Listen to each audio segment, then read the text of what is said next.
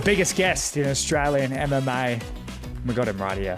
Ladies and gentlemen, this is your main event. Live from HBF Stadium Festival Hall. Melbourne Pavilion. Not even backstage, we're literally outside. Was that the best fight card in Australian MMA history? Call me crazy, but make sure you call me when I'm right. Be good if the Aussie MMA Instagram page would give us a bit of glow up because we're killing it. Welcome, ladies and gentlemen, to the Australian MMA podcast. And finally, we have got the most sought after man in all of mixed martial arts in this country. It is none other than the Eternal MMA founder, co-director, the one and only, the most controversial at times, Cam ONeill. Now, I'm your host, Mitchell Tinley, and for those of you who don't know the backstory, you will as we go through the podcast. Basically, I started with Eternal MMA in Australian MMA. I was holding the camera on the side of the ring and ended up being the MC and then a commentator, and then I started Australian MMA, well, it was Triple MMA at the time, and backstage. And look, there's some shit that went on. Me and Cam ONeill would classify ourselves as friends now, but we have definitely gone back and forth at times over our thoughts and our love for this beautiful sport. Look, full disclosure, this interview, we mainly go into the story of Cam ONeill, kind of why he is who he is and why Eternal MMA even started. There are some spicier topics that, full disclosure, had to be taken out. We will address those topics in due time, but for the time being, they had to be sort of removed, and you'll all find out one day in the future, and we'll have a little bit more of a in-depth chat about all of that sort of stuff, but the timing just isn't right. But look, it's an amazing chat. It still is. Look, to get a man that is sort of so integral in Australian MMA. He is the brains behind Eternal MMA. Of course, he's got a great team, but you know, he's the one that has helped put that team together. Eternal MMA is, without a doubt, the number one promotion that Australian MMA has ever had. And so to sort of get inside the mind of why he even did it, and why he still is inspired on to sort of continue it. What bothers him about sort of Australian MMA, what bothers him about fighters, managers, coaches, what he loves about the sport. And of course, his family, his daughter Casey ONeill is in the UFC. His daughter Robert ONeill runs Proving Grounds, another good promotion for amateurs in Australia. It's just a good insight into probably one of the biggest cogs in the wheel of Australian MMA. So guys, you're going to hear from our lovely friends at Vex. Do subscribe, Australian MMA _. Do follow Eternal MMA. Make sure you check out all the events out on UFC Fight Pass. And without further ado, the most important man in Australian MMA, it's Cam ONeill. Ladies and gentlemen, welcome to the Australian MMA podcast. I'm your host, and this is perhaps the best guest and the biggest guest and the most impactful guest in all of Australian MMA. We have the one and only Eternal MMA co-director, Cam ONeill. Welcome. Was that a fat joke? The biggest? Yeah. Biggest guest, yeah. Well, I looked at one of the stills from the weekend, and all the hope that I had about the weight loss journey I've been on the last couple of months faded. Now, I mean, you used to do plenty of interviews in the past, and you've sort of disappeared over the years. First of all, why have you gone away from the public eye in that sense? I don't think anybody really needs to hear too much from me. You know, I speak to the people that do need to hear from me and that want to hear from me. I don't know, we'll find out with the views how many people actually do want to hear from me, but there's plenty of other people out there talking, and I don't necessarily agree with a lot of them, so I try and stay away from the controversy of he said, she said, he's right, he's wrong, that type of stuff, you know. That's their opinion, they're entitled to it, and that's my opinion, I'm entitled to it as well, so I just thought, keep myself in the background, doing what I do. And, I mean, we are at the... Did you pay for this room, or did they give you it as a favour? No, paid for this room. Okay, well, then they don't need to know where we are. No, of course, we're in the Gold Coast for Eternal MMA 90 and 91. And it's the unofficial home of Eternal MMA, isn't it, Southport Sharks? It is. Look, this is where we done our first event in 2012. I don't know if that was one of your questions at the weekend or not, but back in 2012 we had Eternal 1 here. And it was a fantastic event. It was off the back of, I'd had a promotion before that I wrapped up. I had a business partner, both just a different points of view, different opinions, moved our separate ways, and I started Eternal, and that's where I had my first show. In terms of the product I put out, it was very successful, but in terms of financial payback, wasn't the best. Well, I mean, before we sort of summarise some of the fights and some of the standouts for you, for those that don't know the story of Eternal MMA, and I feel like that's one of the things, I don't know if you hold it close to your chest or if it's not told a whole lot, but where did it all start and why did Eternal MMA begin? I was too old to fight anybody, wasn't I? So I thought the next best thing's promoting. But no, look, off the back of exactly what I just said there, I had a previous promotion, Days of Glory MMA. We done 3 shows at the Convention Centre in Broadbeach. Very proud to be the first people to put a cage in there. And as I say, me and my business partner, we had a successful show. Glory was, at the time, it was, the 3 events were brilliant. They were fantastic events, well attended. They were in a fantastic venue. Quality of fight was fantastic. But just like a lot of business partnerships, people sometimes don't see eye to eye, and the healthiest thing is sometimes just to, not fall out over it, just go your separate ways. So we went our separate ways, and I decided to start Eternal. Are they still doing events? No. And you still are? Yes. Okay. What did you learn from the earlier stage? Oh, lots of lessons. There's so many lessons you learn back then. You're still learning today, Give me one. Choose your business partners wisely. Well, you clearly haven't done that. Well, Penny Vickers, but no. You could get a better business partner than Penny Vickers. Well, how did that, actually talk about that, how did that relationship even start? Benny had moved over here from the UK to open MMA clinic in Perth. I'm not even sure what year that would have been, maybe 2012, 2010, something like that.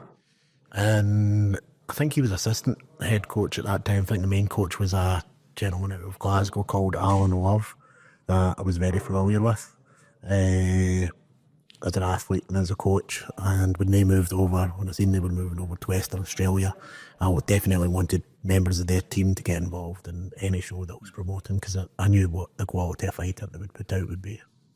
So that actual relationship with Ben was just because you're from the UK and he's from the UK and you gravitate towards each other? No, well, look, all fight promoters in this country are chasing one thing: commodity as fighters. You know what I mean? And we're a very geographically displaced country with small groups of fighters spread out wildly. So just the ability to be able to draw fighters from another source, and another gym popping up at that time, there wasn't anything, it wasn't anything patriotic or anything like that. As I say, I just knew the names, knew the products that the MMA clinic at that time was produced in the UK, and definitely wanted them involved in Eternal. And I think people get sort of misinformed in terms of how lucrative the business of fight promotion is. Eternal looks like it's doing really well, but before you get into talking about how well it may or may not be doing, how hard was it? And sort of when you're running your first show, do you have to have, do you get a business loan? Do you have money up front? How does it work? I was lucky enough that I used to have a very good job. I had a very good job before I came to Australia, which when I came to Australia I was semi-retired, if you know what I mean. I was coming over here to 32 years old. I'd done well. I came over to Australia to slow down, take things a little bit easier, and I ended up in a very good, well-paying job. So I had a little bit of money behind me, personally, and just used that. We've never operated on any loans. We've completely not only self-funded this full thing ourselves up until, we started getting decent commercial partners. And at what point did it stop costing you money and you started making money? I'm not at that point yet. I made more money in my job in 2005 than I do now. I made more money in the UK 2004 than I do now. Then why do it? I love it. But in the sense of, because I think people struggle to understand, because Eternal, obviously business, you work at it every day. We see you there, you know, you wear clothes, you have a car, you get there. So there's obviously money that is made, but are you saying like you just barely break even each time, or what's the... I'm a full-time employee, so I get a wage. And it's as simple as that. Same as 6 other people in the company. We'll be 7 full-time employees.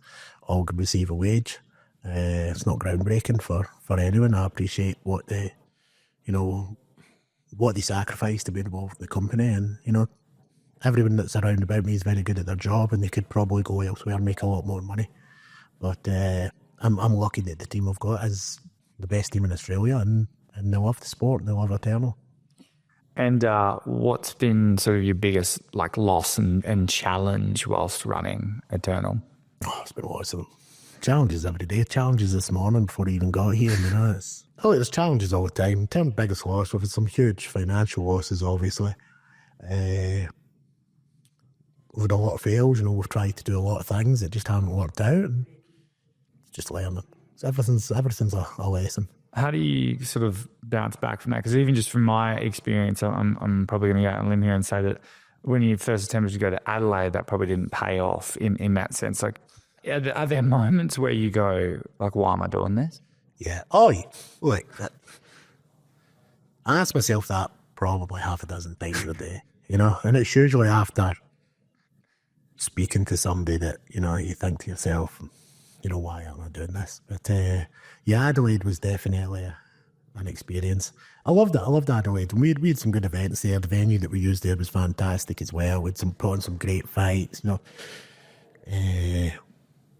Fantastic friends in Adelaide as well. Miles Simpson, the Crusoe brothers, etc. You know, got really behind us, and Ryan Gray against Miles Simpson in our last Adelaide event. You know, it was a fantastic little grappling scramble for as long as the fight lasted, and then the energy that the ravishing Ryan Gray shown as he jumped out of the cage at that point, did a hot lap round about it and jumped back in the cage. It'll stick with me forever. But one of the things that always sticks with me with Adelaide is after we'd been there the second time, Ben says to me, you know, we'd have been better off just getting on the flight, landing the tarmac, throwing a suitcase of money out the fucking door, then flying home.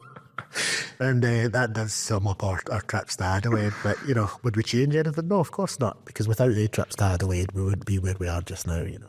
Are you ever going to go back to Adelaide? You never know. You never know. And what's been like the highlight of Eternal?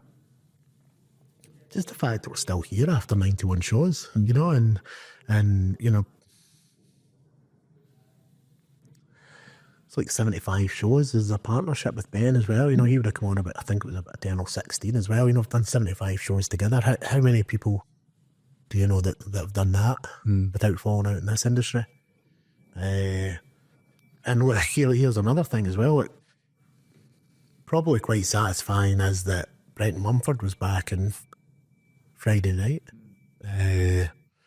He wasn't on Eternal 1, but, you know, he came into Eternal pretty early, you know, and he's 36, 37 years old, and he still as excited as anything to be involved with the brand. Tim Moore's the exact same. He was in Eternal 1. He's coming back next year and is excited to not only be back fighting, but to be back on Eternal as well. And that's satisfying to know that the people who have been involved love it, you know, and they want to come back. And that's probably it. That is my highlight, you know, the fact that fighters who fight in the show love it, they come back. Now, your daughter, Robin ONeill, who has basically turned into your 2IC when it comes to all this sort of stuff, she's got her own promotion as well. She said multiple times throughout the weekend that Eternal has cost you your marriage. Was that true? Look, I ain't getting into that, but it's cost me a lot, you know. I ain't getting into what it's cost me, you know. And it's cost me more than anybody could possibly ever imagine, put it that way. And is there an end goal? Because we all love the fighters and we all love the sport, but at the end of the day, people, even if it's the most modest goal, it's to make a living doing it type thing. Is there a goal for Eternal where you will be satisfied?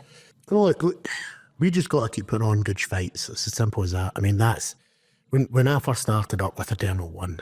And as I say, yeah, we had a little bit of personal money behind me, but it wasn't millions of dollars, It was money that I'd earned over 16 years working, 17 years working, and just been very fortunate to do well in the jobs I was in.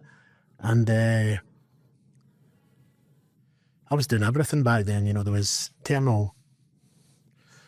There was 3 or 4 Eternal events I was even doing the posters, I was doing everything. It was before social media. I'm driving to gyms, I'm handing out tickets, I'm putting up posters, I'm doing everything like that. So back then the goal was to make it a full-time gig because, working to 3, 4 o'clock in the morning every night, then getting back up at 7 o'clock to go to work, you can only do that so long. So I was lucky enough that it did turn into a full-time gig, and that's just through hard work, it's through nothing else.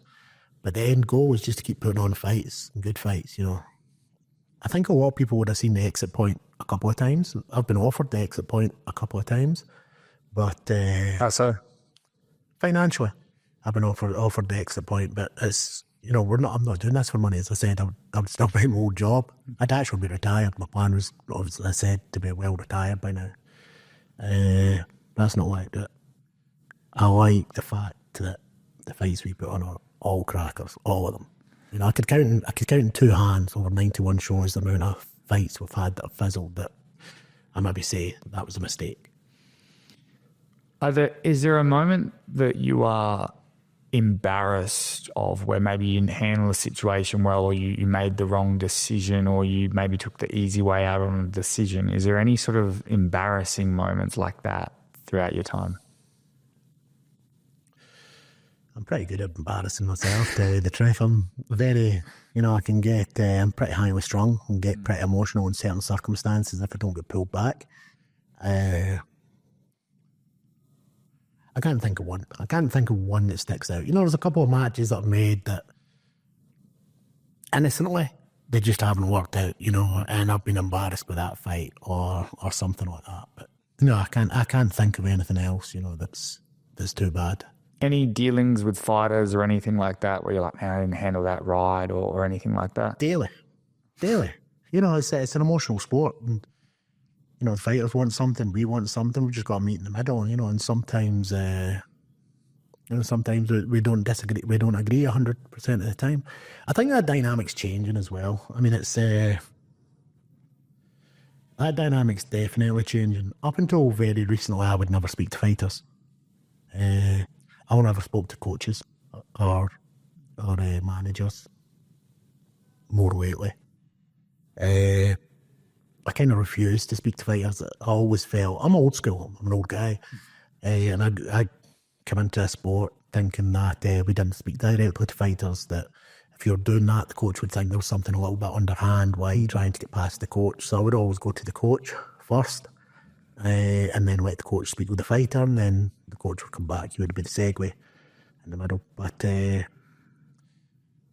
dynamic's definitely changing. Speak to more fighters these days. Fighters are a lot more clued up, a lot more smarter than what they are, and that's just simply from access to information and the advent of social media and stuff like that as well. Everybody talks. Everybody can see a much better, a much easier route to the big show than there was before. The proliferation of the sport worldwide has been phenomenal, and Australia's benefited from that as much as anybody, and that's a credit to the fighters and the coaches and the talent that they're producing in gyms all around about the country. And because of that, these guys are taking their futures into their own hands a little bit more, and it's great.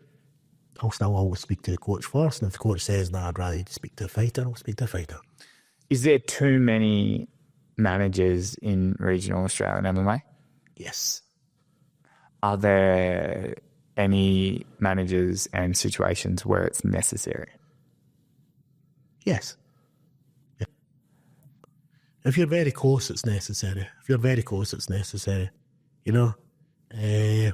Close to the fighter or close to the next level? Close to the next level. Yeah. Because that's when the right decisions have to be made.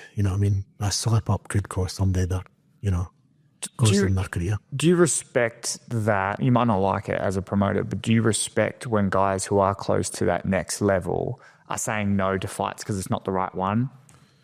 Or does it just piss you off?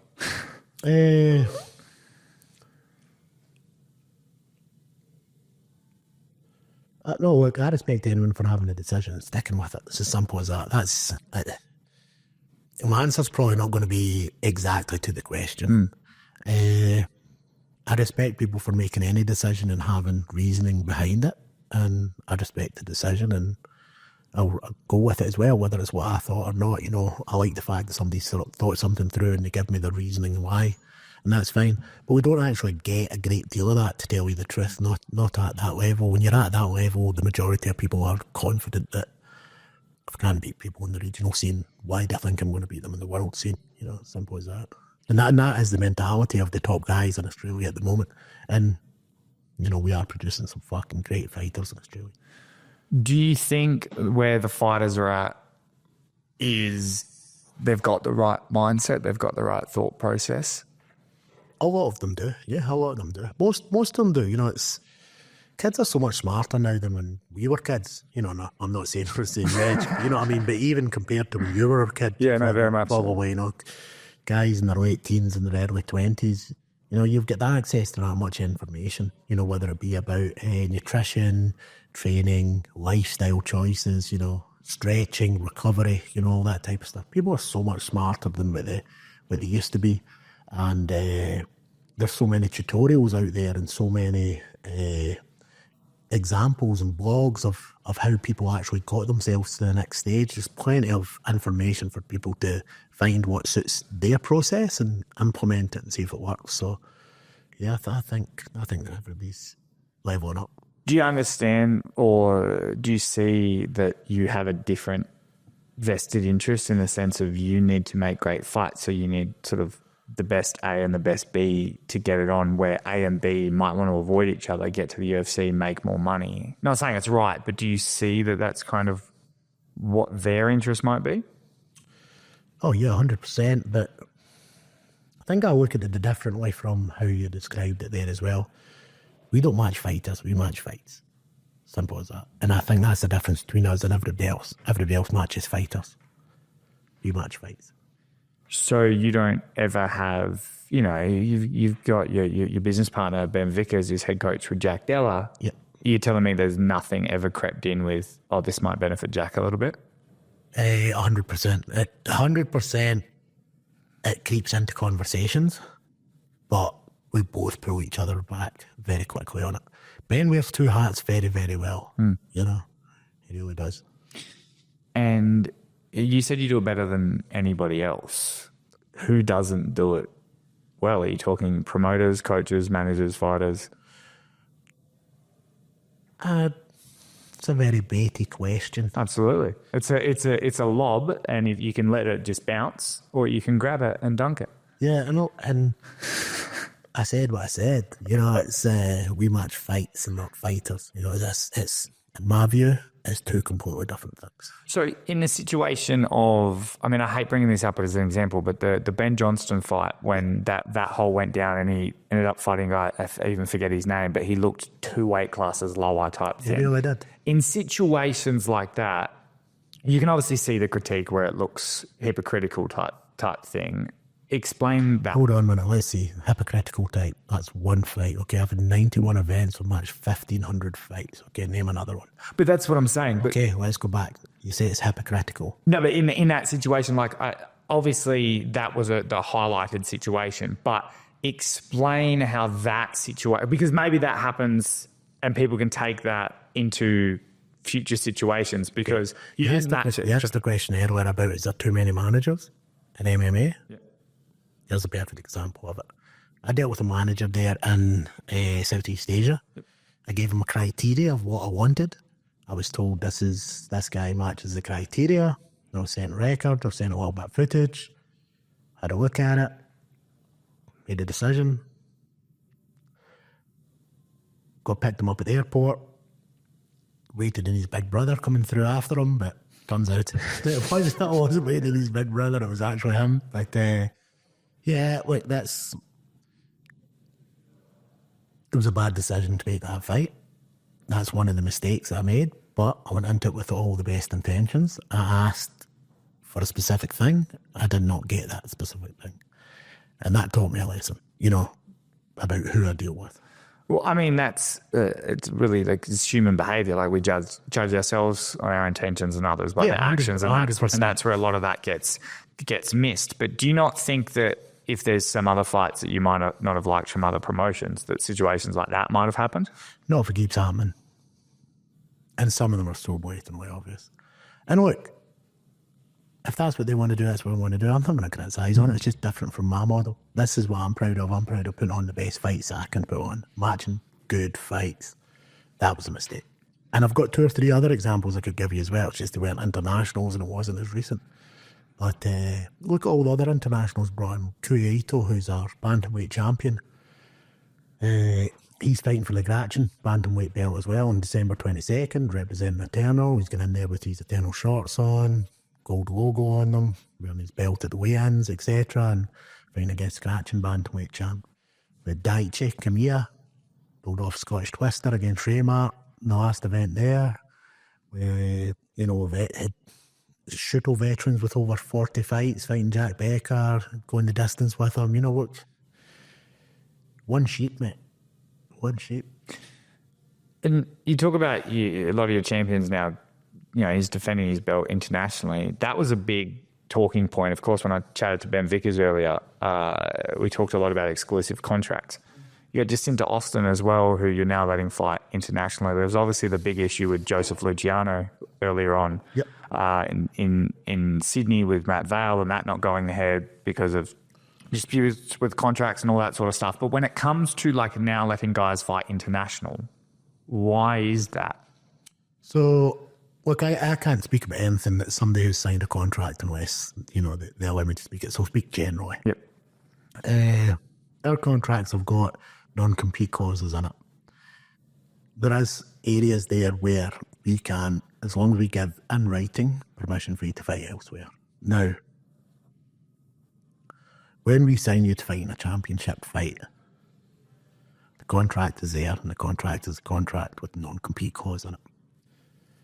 But if you come to me when you are a champion and say, I've been offered this fight here, that's when the other negotiation starts. Okay, well, we don't have anyone for you until 2 months later, so yeah, of course, get that. And we'll give them the written authorization to go and have that fight. Isn't that taking a risk with, you then get to decide what they do, and they might be stuck because they don't know. You might say, yeah, we'll let you go if you like. I never say that. I said no. Right at the start, I tell them you've signed this contract. There is a non-compete, but it does state in there, unless authority is given, written authority is given, you can't fight elsewhere. But I say, come and speak to me. If we don't have anything for you, we're not going to hold your career back. We are going to say, we don't have anyone for you. Yeah, of course, go and get a fight somewhere else. Does the connection with the UFC Fight Pass impact any of that? I don't think so. Not for me.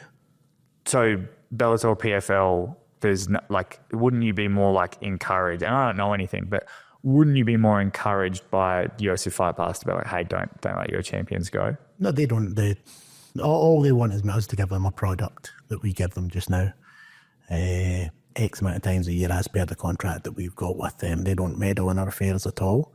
But as a business, our business model is to get people ready to go to the biggest stage in the world. And the biggest stage in the world is the UFC. So that's who we do business with. So, we are going to try and push people in that direction as much as possible. That's not coming from them though, that's coming from us.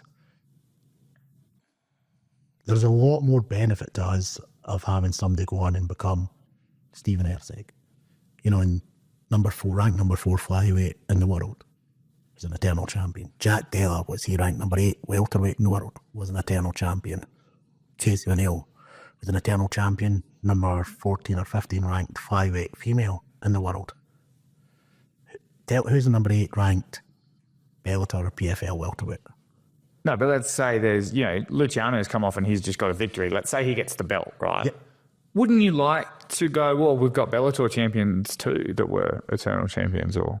But that's a completely different argument as well. That's the contract that we give you at that time has got a non-compete in it. exactly what it says. Sign that contract, have the fight, and if something else comes up, we have a chat about it. So is there an out clause, generally speaking, on champion contracts? But there's not for PFL and Bellator? No. And that reason is? That reason is we're a business.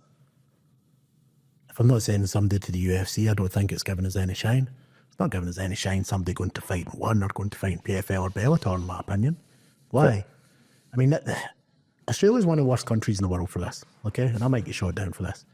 But why not build or set people up in Australia? Why not build promotions up in Australia? You know, we're producing better fighters than 90% of the roster in PFL and Bellator.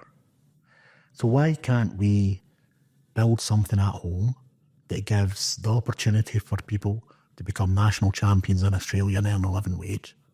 Because we'll never do that if we keep championing second-rate stuff that comes in internationally.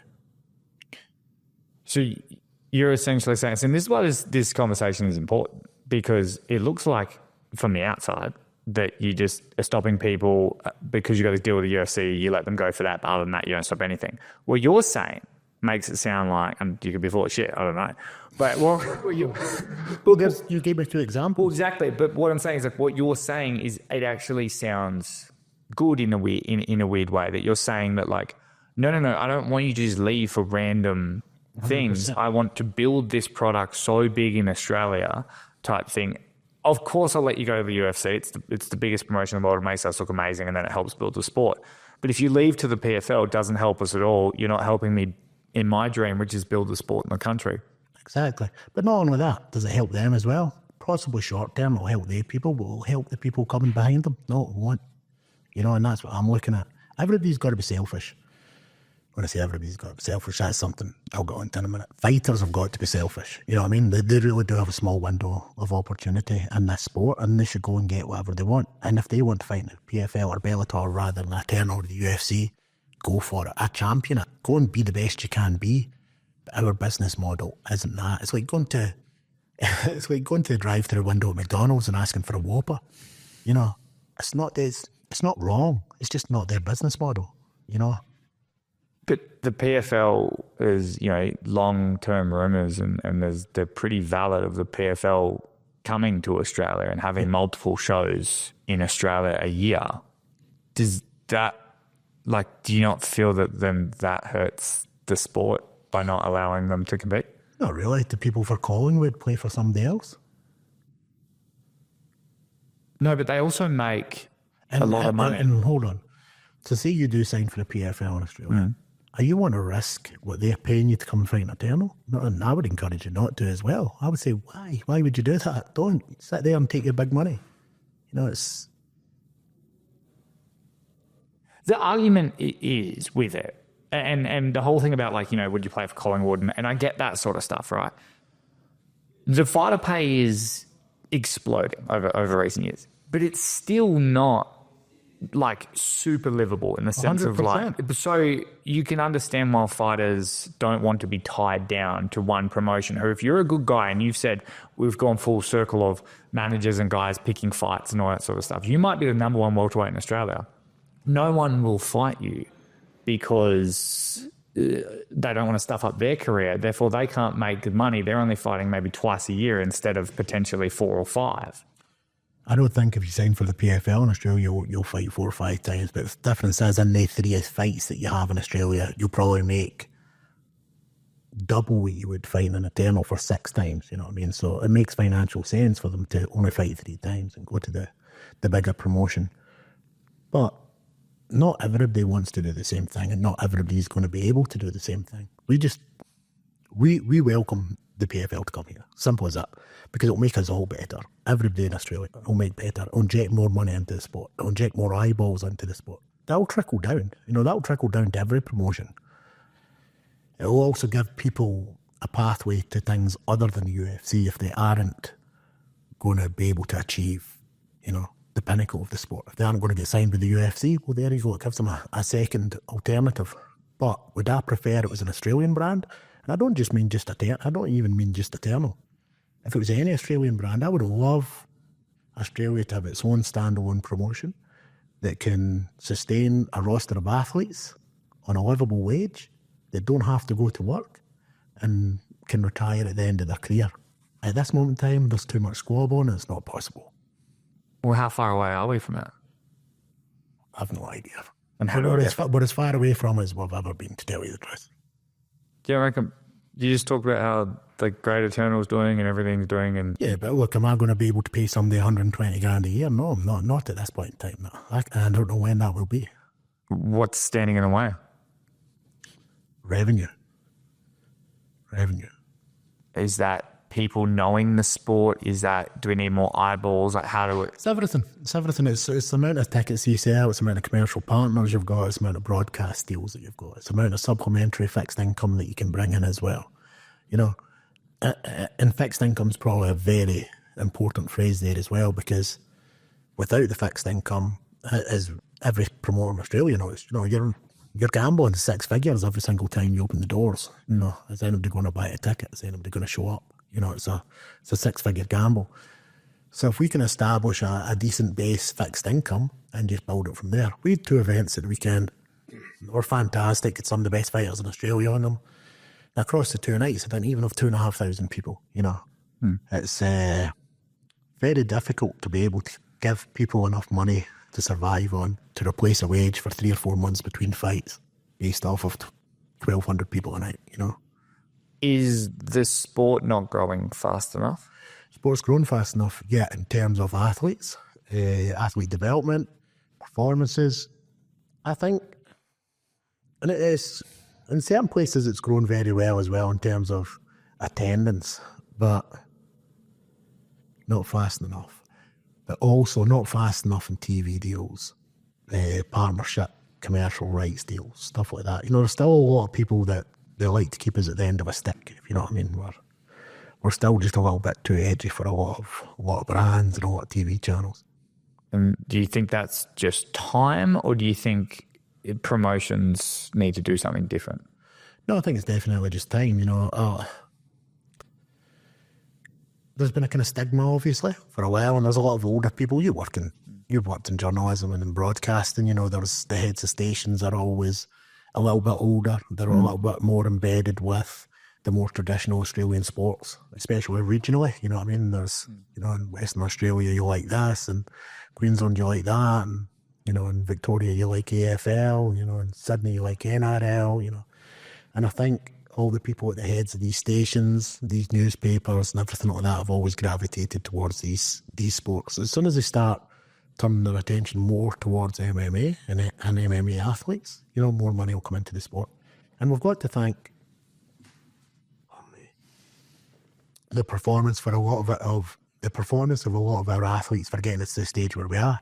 You know, would MMA be as popular in Australia if it wasn't for people like Volkanovski, like people like Robert Whittaker, for people like Israel Adesanya? No, of course it wouldn't. These guys were people that are putting eyeballs on the sport because they are so good, they are so successful, and people can relate to them as well, you know, differently. The 3 of them are such different characters, you know, and they've done wonderful things for the sport, and that's what's accelerated it, you know, their successes. Well, then, does that mean it's a good thing that stations like 7+ are getting involved?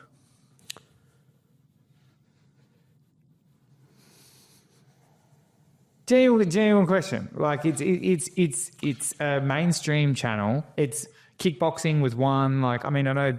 Okay. Right. You're a broadcasting guy, so I'm going to get decent answers out of you. 7+ and Channel 7. Yeah. Okay. It's a start. Tell me, right? You be honest. 7+.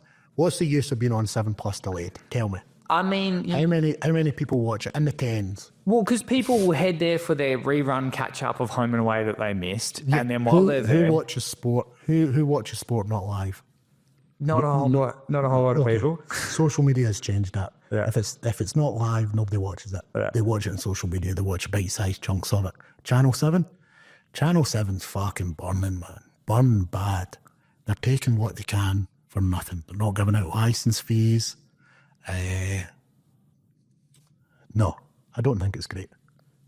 Would I prefer it if people were going to channels where people were actually going to watch and people were going to invest money into the sport? Yes. Why would you give something away for nothing? Like what? You've seen my contract with Channel 7. I've sent it to you. They sent it to me 3 years ago. Mine was live. They were paying me. I turned it down. Still wasn't enough. But if they're just giving content and taking it for free and you still get to broadcast your pay-per-view to someone else, but all you're doing is giving them content and they get to watch it back, is that still not a step in the right direction? It's better than nothing. But the reality is, you start giving somebody something for nothing, you ain't going to be able to get money for it 6 months down the line. People know you've given it away. And is that why you didn't go? I didn't go because I looked at the metrics. Nobody watches 7+. Use that. Try and find sport. It's hard. Like I've obviously worked for Channel 7 as well, and I know the inside numbers. And I know that when they throw 40 million around, I think 7+ loves pushing that number. It's not real. It's also like people don't understand with impressions, right? And when I sell to advertisers, and you'd know this as well, impressions are a great number to sell. Yeah, but they mean fuck on. An impression's not any form of engagement or activity. It's just sifting through in your Yeah, eyeball. it means somebody swiped up on their screen to get past it as quickly as possible. But if, in terms of doing it live on 7, was it live on 7+? Yes. Not Channel 7, the actual TV. Would you have taken it if it was Channel 7? It's a different conversation. And then it's a completely different offer as well then. What is a platform in Australia that is worthwhile then to be on? Fox. Fox is realistically the only one, and they've got their challenges as well. You know, if you're in Australia and you're a sport, realistically you got to be in Fox. It's as simple as that, or Kayo. You know, and Kayo is obviously as Fox, but you know, it's their streaming arm as well, which is trying to, pardon me, keep up with, you know, what the modern demands are for streaming technology instead of OTT. But yeah, I think if you were in Australia, is, you know, the success is Fox. You know, it's as simple as that. And, you know, it's not, you know, my first choice is Fight Pass. It's as simple as that. That's a blue tick of approval in the sport. But your question was, if you were to get an Australian broadcaster, who would that be? You know, I think if we can get anybody on Fox, when you look at what they do for boxing, you know, they're keeping it alive in this country. It's as simple as that. So you're not worried about certain promotions signing with 7+? I'm not worried about anything. I just, you know, and that's not egotistical or arrogant or anything. I've got enough problems in my own company without worrying about other people's company as well. You know what I mean? We do a lot of events every single year. If I was to stop at every barking dogs or walk down the street, you know, I wouldn't get very far, you know, so they can bark.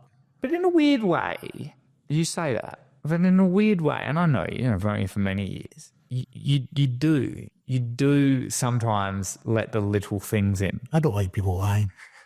But why can't you just sort of like leave it and worry about it? It's a tough enough sport, especially for athletes. It's a tough enough sport as it is. Why fill their heads full of fucking broken balls? You know? What? Well, you know, why not tell the truth? You know what I mean? So why sit there and, you know, and give lots of hyperbole? That's what I don't like. I just don't like the hyperbole. Where is the hyperbole and what is the hyperbole that's happening? Because we're actually speaking in hyperbole right now. Like, yes, but you know what I mean. You see, the conversations we've had. Yeah, but I ain't doing that. You want to stick my neck through the noose? Let people know themselves. So you don't have any issues with any promotions around Australia? What do you mean I don't have any issues with them? You don't have any problems? You don't have any bad interactions with them? You don't? Are you kidding me, Owen? I don't have any bad interactions. Come on. Anything that you can, like, that you can share or clear the air with, because people have, and I have been obviously a big proponent in that. You want me to be the journalist, or you want to be the journalist? I mean, there's that many bad interactions, not just with me, but this went on with athletes and went on with gyms and went on with managers that people are scared to speak about for some reason. And, you know, am I going to be the one that sits and does it? I'm the one that's had the threat about it so far. No, I'm not going to speak about it. But as What's my most famous catchphrase? Do your fucking job. You know, somebody needs to speak about it.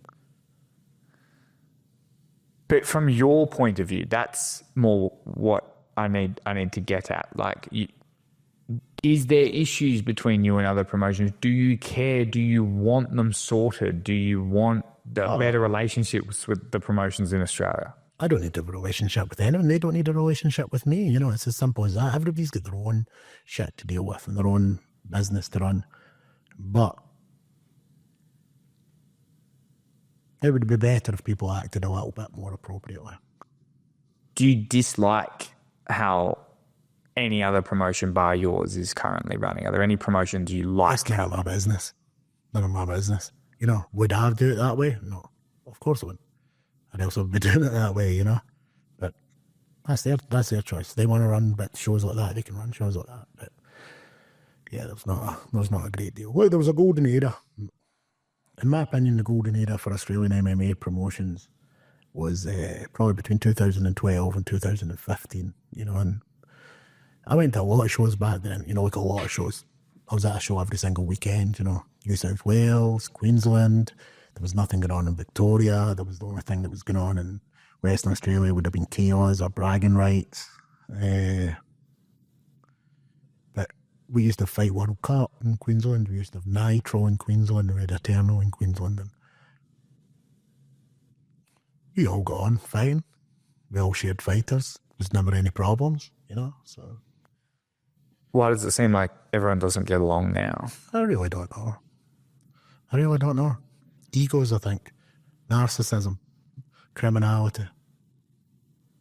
Do you think that you have contributed to it at all? Possibly. You know, I've got to be one of the main actors, you know what I mean? There's only 3 or 4 main actors in the country and, you know, I've got to have contributed somehow, whether it's been consciously or unconsciously. I will have contributed, of course. Some people like what I say, some people don't like what I say. Some people like the look of me, some people hate the look of me. It's just life, you know. Are there any other promotions around the country that you think are doing it right and you think are doing well? Look, I think a few of them are doing well. It's funny bringing this up, I was actually very disappointed to see Demolition had done their last show a couple of weeks ago. I'd met Wayne a couple of times. The first time I met him came to, I think it was Eternal 15 Auckland. It was the first time I met him. He came to Eternal in Auckland. And from the outside looking in, you know, I don't know a great deal about his business. It looks as if they were doing it for the right reasons. You know, it was a family-run business. I always look back to the COVID time period where, you know, I could have very easily have cancelled the show when 2 or 3 days out from it, he get told because of some COVID regulations that he was going to have to operate without a crowd. And I know myself how hard it is when you only sell half the tickets that you want to sell, never mind none of them, you know. So the fact that Wayne survived and Demolition survived that period made me think that, you know, they were going to be a staple. But I was disappointed to see it go, but I also know the stress that it can put not just on the promoter, but on the promoters' families as well. And Wayne's family was very much involved in the show. And it's not an easy gig, you know, promoting anything isn't an easy gig. And I don't just mean MMA, promoting anything, boxing, music concerts, anything. It's not an easy gig and it's stressful. And I can see why, you know, that he decided to step away. And I wish him all the best with whatever he does now. But I do think that that's a big blow to Victorian MMA scene. And in terms of it going in a positive way and learning, and like I mean it, we've had our issues and we will have our issues in the future. We always will. We are on 2 different sides of the fence now, and it's very difficult because I came up through you.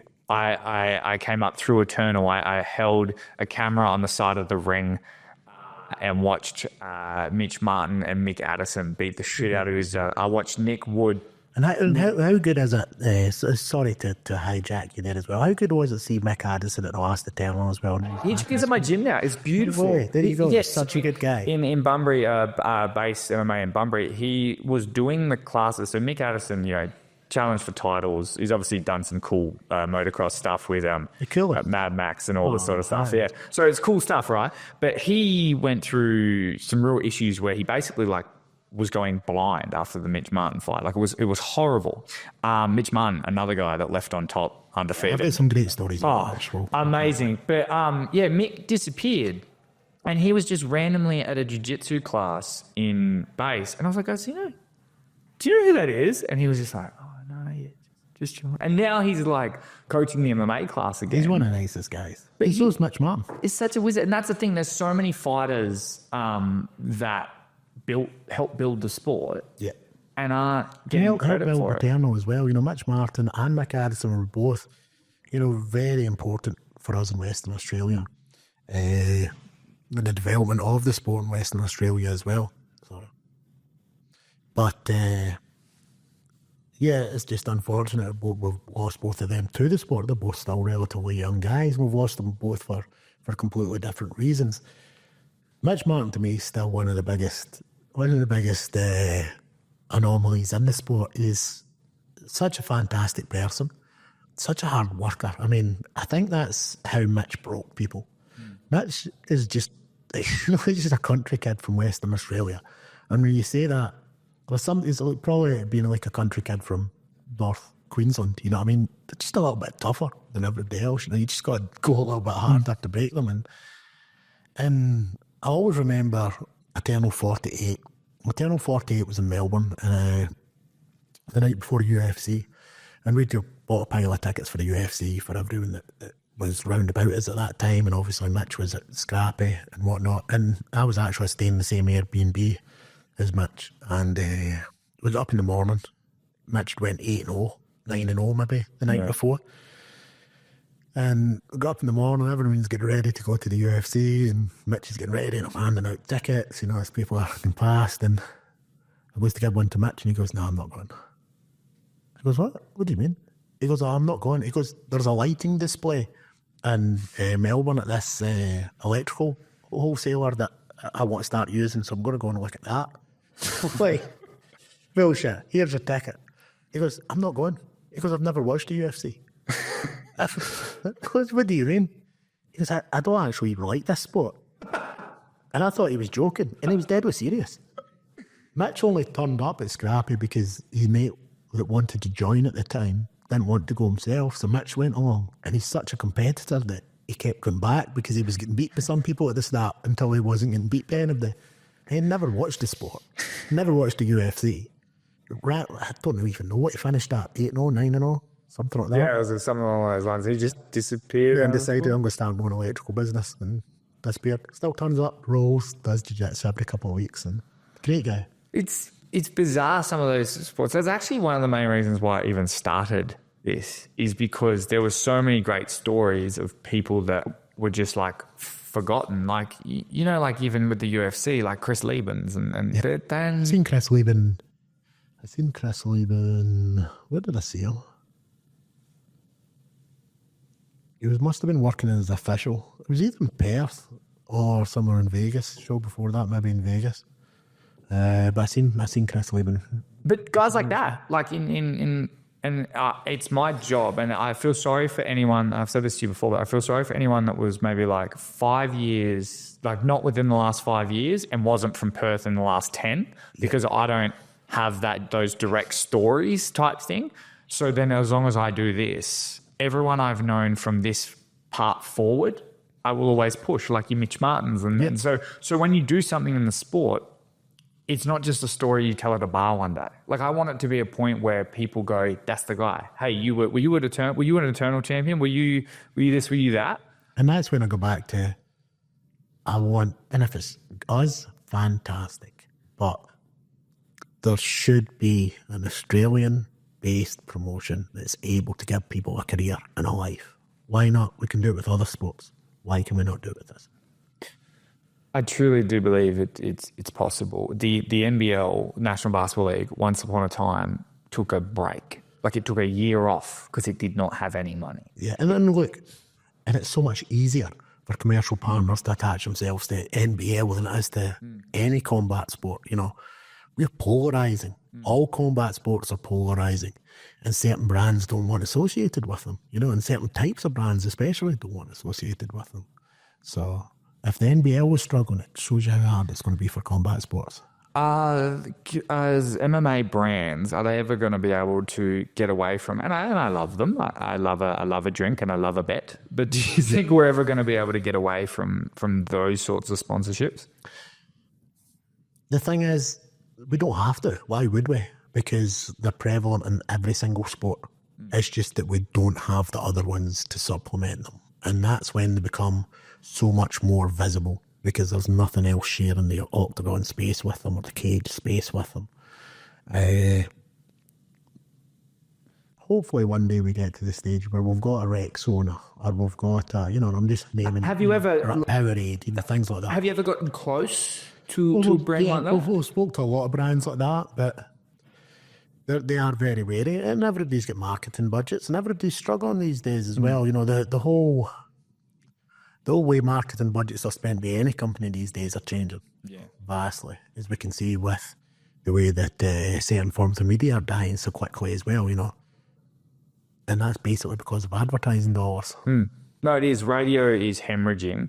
They're nationalising everything and networking it because being number one, and this is the same in Channel 7, being number one doesn't mean as much anymore. So even though their number, say they normally have 2 million viewers, right, like 10 years ago, I'm just making this up, and then say they have 3. So the number's still growing, but the number doesn't have the same value to an advertiser anymore. Well, the problem is you can't measure it properly. Exactly. Yep. And where digital numbers obviously are a little bit easier. You can track where every sale comes from and stuff like that. So, yeah, the distribution of advertising dollars across all broadcast media has changed so much that it's radically affecting all sports. And we've always been at the bottom of the food chain. Well, in terms of, the sport technically growing, you're the man that would be dealing with these advertisers and whatnot. Yeah. Are we slowly getting there or? Slowly. And what do they want to see or not see? Numbers. All anybody wants just numbers? All anybody wants is metrics. That's all anybody wants is metrics. Because, who's going to give you money if nobody's watching it? Improve their metrics, So they're not worried about people being kicked in the head? Some brands are. It comes down to brand value as well, for example, who am I going to say, I'd Lululemon, you know what I mean? We're never going to get a Lululemon. I don't know that attitude. Even although they make fantastic tights, that a lot of people wear training, but, it just doesn't fit their brand values, that's the thing, and we're not their core demographic. We're not their core demographic either, our core demographics, 18 to 25-year-old males, that's something like 72% of our... Yeah, but they got past us, Yeah, they do, but they're watching the block. Yeah, I get. I'm assuming it's your job to figure out how to fight these sorts of issues. Yeah, and somebody's responsible for giving you that money as well. So they've got to go to their boss and show that they've spent that money responsibly. So there's a lot of moving parts, and look, if you can get $500 off of somebody down the road, just stick a stick in the cage, you're doing well. It's as simple as that. And I see plenty of shows around about the country that are obviously doing a good job locally. They're getting a couple of people locally to get behind them and sponsor them. So it's fantastic that these companies are getting behind local MMA. Is there still value in it? Because a lot of relationships you see with sponsorships, especially with fighters, is like Dave's Plumbing, and it's normally because it's like that's his uncle and he just kind of likes the sport, wants to help out. Are you getting a lot of sponsors these days on just value alone? Value, or is it still relationship in terms of return on investment, or brand value, or return on investment? We've got, you would do well for a couple of people that sponsor us. They do get a good return out of us. And a couple of other people, in terms of awareness metrics, they do very well as well. From my point of view, I don't know the conversations that go on in their boardrooms, so all I can say is that our partners, we always seem to go over and above for. We always try and over-service. We always promise more than what we're actually aiming to deliver. Isn't that bad? Isn't it under promise, over deliver? That's what I thought I said. None of the things that over promise, under deliver. Right, we'll start that one again. But no, but we do. We always look to over deliver. It's been a long fucking weekend, I tell you. And he's up at 4 o'clock this morning to take Robin to the airport, so it's not helped. Well, let's go back. Let's do it back on the weekend. Let's go back. Let's start that one.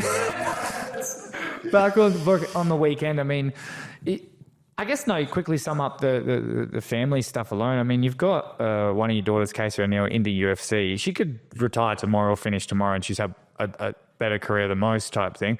You've got Casey's had a phenomenal career. You know, so far to where she is, considering the setbacks that she had. I mean, she had a full ACL tear, total tear, and she was back fighting within 9 months. And not only was she back fighting within 9 months, 4 weeks out from her comeback fight, she went under the knife again. She had the bone graft that it was attached to had broke, and then back in, fixed that, and she fought 4 weeks later.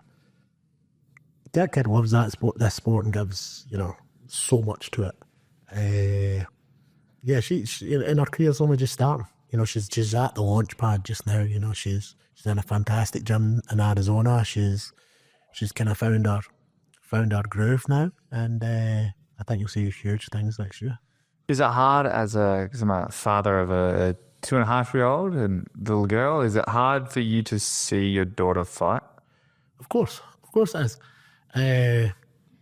But the one thing that you can do is, when you've got kids, is you want to try and help them achieve their dreams, don't you? You want to support them in anything that they're doing. So, you want to fight. You know what I mean?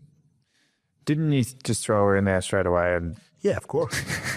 Because I didn't want her to waste 40 years of her life with me blowing hot smoke up her. Saying that you'll get somewhere that you want. Let's find out early. Let's find out early if this is for you. If it's not for you, don't spend 10, 15 years of your life chasing a dream that you're not going to get, because you're going to be so far behind everyone else. And look how hard it is to get ahead in life these days. How does anybody take a couple of years off as a kid and then hope to win the housing ladder in Australia these days? You can't. It's a gamble, it's a risk. Does it make you proud to see that, not just of what Casey's doing fighting wise, but then you're doing that promotion wise, and then you've got Robin who's kind of doing both as well? Is it proud that it's kind of really turned into like a family business? I'm kind of proud of, I'm very proud of the both kids anyway. No, even before they started doing this, I'm proud of them. They're both good humans, and that's all I can ask for. And not only are they good humans, they know what they want, and they know the value of hard work, and they go for it. They're both very hard-working individuals, and that's all I can ask. I come from a very blue-collar family, and I was always told, whatever you want, you got to work for it. And not only just told that, I seen it firsthand. I grew up in the late 70s and early 80s, and in a very poor area in the west of Scotland, and you only got nothing handed to you. You had to work for everything that you got, and that was instilled in me, and I'm lucky enough that it's been instilled in the girls, and that's where their success comes from. Talent comes from hard work. It's as simple as that, and they're both very talented individuals in whatever they choose to do at any point in time. And what was your upbringing like? It was fantastic. It was great. It's shaped exactly who I am. Was there shit days? Yeah, of course there was. Like everybody's upbringing, there was shit days. But look, I'm healthy. I'm here. I've got a good family. Yeah. Well, how did you get into fighting? Did you do it when you were a kid? There was very limited amount of sports that you done in the area where I grew up. You know what I mean? There was log throwing, caber tossing. Get the terminology right. There was football. You would know as soccer here. And there was football, there was boxing, there was kickboxing. That was basically it. There was a little bit of golf, but I was actually okay at golf. Terrible now, but other than that, there was no other sports. The only sports you got at school was football in Scotland. So you've had mixed martial arts fights before. One. When did that? Was that just kind of, I just want to get in there and see how it goes, or? Yeah, well, I had quite a few boxing fights, had quite a few kickboxing fights. I'd never fought MMA. I was telling other people to get in there and fight MMA, so I thought, I can't be that guy. I better have at least one fight. I was 40 years old, so I knew it was never ever going to go anywhere. I was just getting in there to have that fight and have some fun, and I had great fun. And A lot of friends, a lot of family around about me as I done it, and I lost the decision, and I was breathing out Marv from the second round onwards. Was that in Australia? Yeah, it was in Fight World Cup, Kerry Dunshaw. Jeez. And how many people would sign up to fight you now, though? Fucking probably everybody. I can't even walk in a straight line without sitting down every 50 yards. It's... Was it always a dream? Did you want to go into combat sports as a kid? Did you want to be a boxing world champion? Was it all that? I wanted to be a footballer. And the Scots honest truth, I grew up in the west coast of Scotland where the religion is football. That's it. It's all you done in the morning.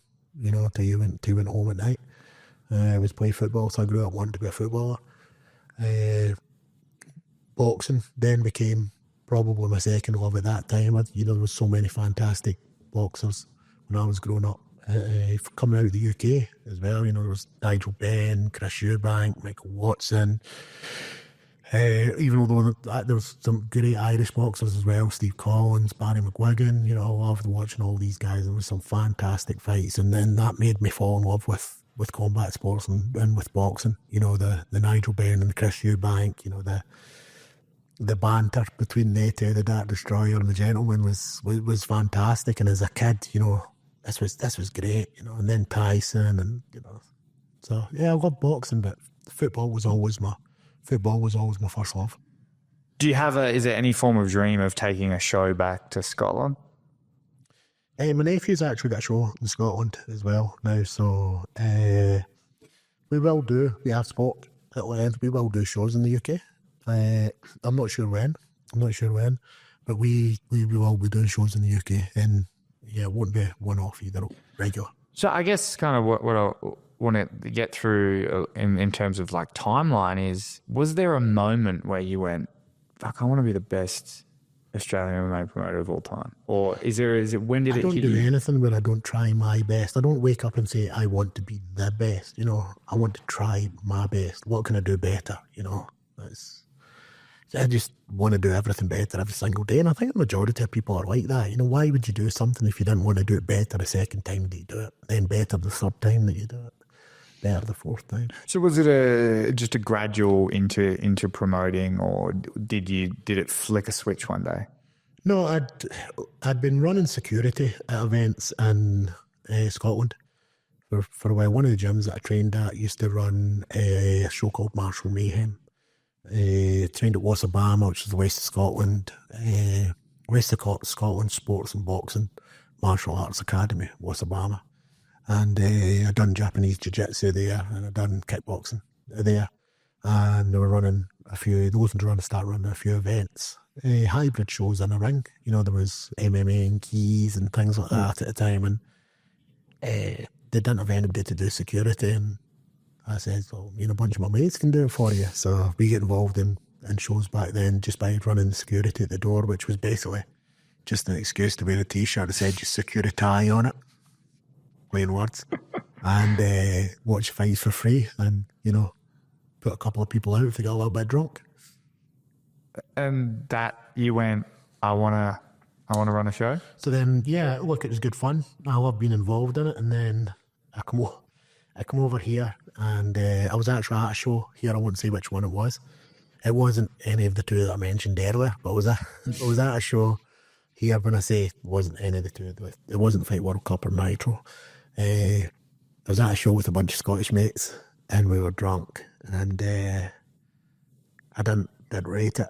My mate says, well, you fucking do better than him. He says, I will do better than.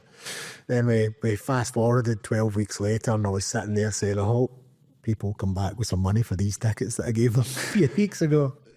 And yeah, we had our first event. It was good. Why not just stop there? It was fun. I like being busy. I've ADHD, I can't sit still. And it was the perfect thing for me then. I'd go home, people would sit in the house watching TV and stuff like that. I'd go to their bed, I'd go to sleep, and give it something to do. Is it still fun? Of course, I love it. I wouldn't be doing it if I didn't love it. I love it and I hate it all at the same time.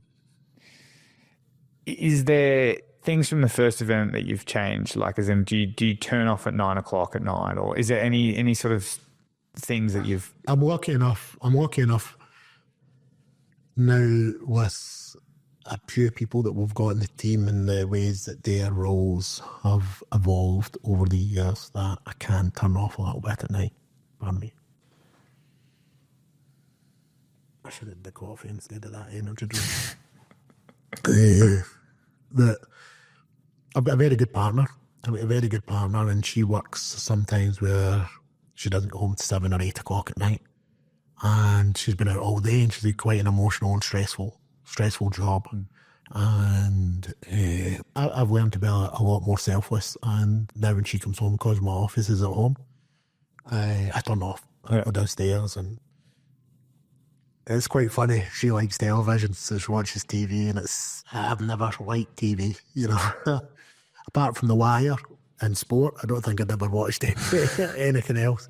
And now I speak to her and I say, have you watched this series? Have you watched that series? It's like, I thought you didn't have any time. You know, I'm like, well, it's kind of Mel's hobby. You know, she watches a lot of TV, so I'm now watching a lot of TV. Yeah. So, yeah, I turn off at night when my partner comes home because it's not all about me anymore. You know what I mean? It wasn't all about me, but it wasn't all about my company anymore, whereas it was for so long, you know. It was eternal or bust, you know.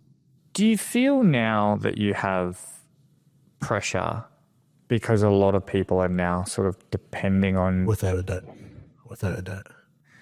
Like there are people that have, you know, jobs. There are, like you said, you got 6 employees, you got fighters. If Eternal goes away, that's 10, 12, 13 events a year, whatever it is. Next year. That's 16. We'll go into that very soon.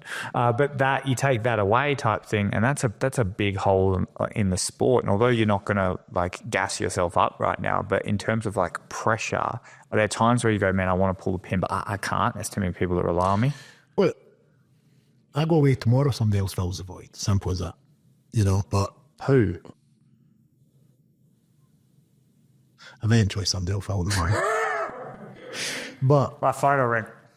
you know, and you know, fighters will find somewhere else to fight. But you know, my responsibility first and foremost is to my staff. Yeah, I actually had this conversation with one of them yesterday when they asked me something about something else, and I says, look, my responsibility is basically to your health and well-being as well. You know, I've got to make decisions based upon that. You know, I can't ask you to do too much. I've got to send you home sometimes. I've got to say stop. But yeah, but not only that, not only people who work for me, there's a lot of suppliers as well. You know, we invest a lot of money into this sport every year. And yeah, again, I'm not saying it to blow more, you know, it's not blowing one trumpet, it's the cost of doing business, you know, and the cost of doing the number of shows that we do. I mean, somebody said something to me the other day, and I was talking about where we could start looking to be a little bit smarter and lean up. In my history as in lean, I worked in Big Pharma before I came to Australia, in a number of roles, and one of them was operational excellence, and I was a Lean Sigma advocate, so everything was about minimising waste and variation and standardising processes, procedures and manufacturing controls. So... Sounds boring.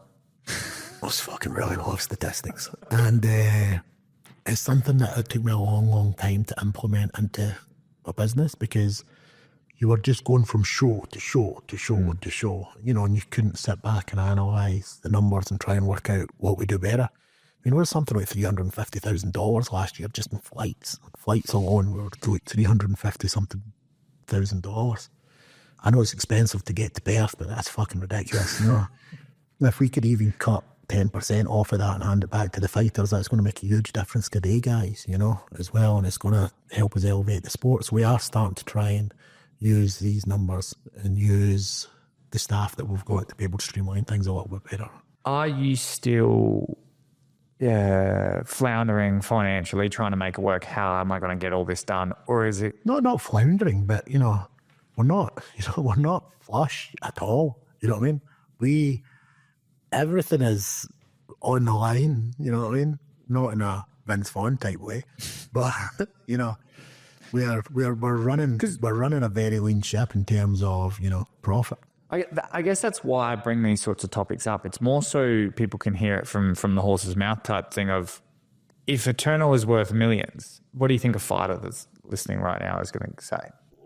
Well, where's mine? Because they don't understand. But none of that's going in our pocket. You know what I mean? No, that's what I mean. So that's going in venues. That's going in flights. That's going in production. That's going in staff. That's going in everything. So what the argument then of why not pull some of the production back and then pay the fighters more? But why would it? You know, that's actually a good question. That's actually a good question.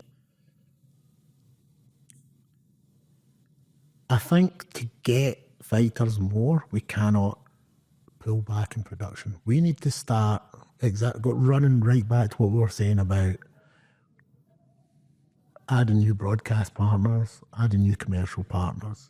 You can't get them without a shiny product. You know what I mean?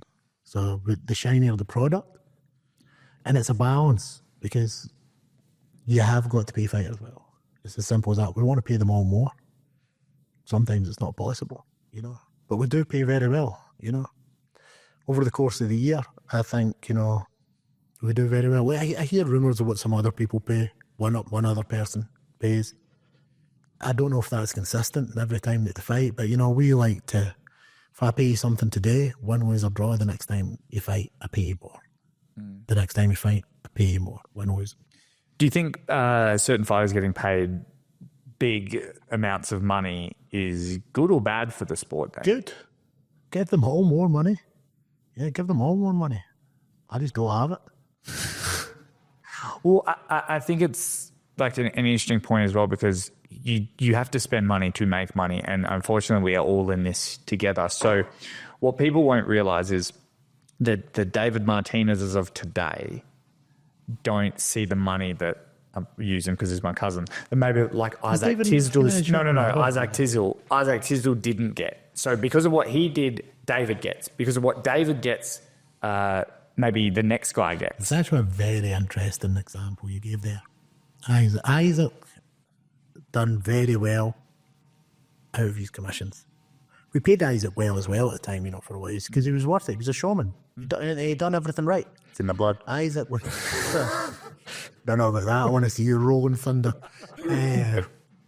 Isaac self-promoted himself very well, and he always turned up on weight, ready to fight, and sold a lot of tickets. And you know, to this day, he's definitely my top 3 ticket sellers ever. And I mean, so in commission-wise, fantastic to deal with. I'll give you a good example.